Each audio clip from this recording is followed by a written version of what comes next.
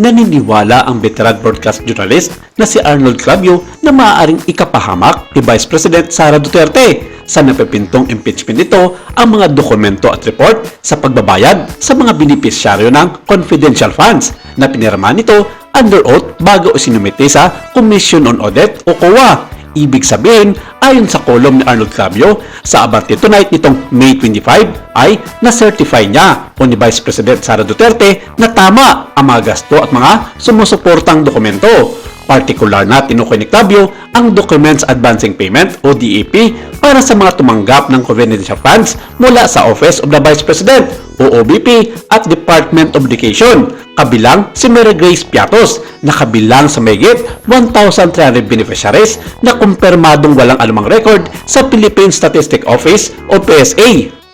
Kailangan din niyang mapatunayan na totoong mga tao sina Mary Grace Piatos, Fernando Tempora, Carlos Miguel Oishi at Chippy McDonald saad sa kolom ni Arnold Clavio. Nitong huli nga nakatisod pa ang House Prosecutor Panel ng mga attachment receipt na kapangalan ni Marian Rivera at Jose Diokno Jr. pati ang pangalan na Christian Dior at Carolino Herrera na isang brand ng perfume. Bagamat dati nang idiginiit ni BP Sara na sa paggamit ng mga alias ay para maproteksyonan ang pagkakilanlan ng mga tumanggap ng confidential funds, sinabi ni Clavio na batay sa Joint Circular 2015-01 ng COA, Department of Budget and Management o DBM, Department of Interior and Local Government o DILG, Department of National Defense at Governance Commission for the DOCCs. Ang mga disbursement mula sa mga confidential fund ay dapat suportado ng isang certification of the Special Disbursing Officer o SDO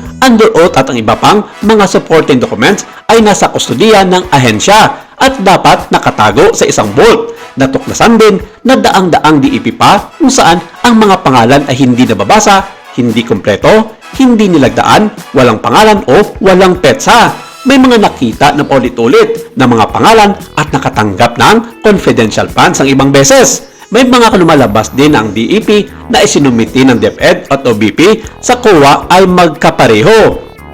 Kaya, ayon sa mga netizens, talagang harap-harapan ang mga ginawang pangdodoktor ng Office of the Vice President sa mga dokumento para sa pagre-release ng mga confidential fund na naging hudyat para ma-question ito ng Commission on Audit o COA. Kaya ganun na lamang ang mga naging reaksyon ng mga mambabatas. Nagagawa na nila ito ng investigasyon at mapapunta sa isang agarang pagpababa kay BP Sara sa kanyang posisyon o sa mas legal na batayan sa pamamagitan ng pag-impeach sa ikalawang Pangulo.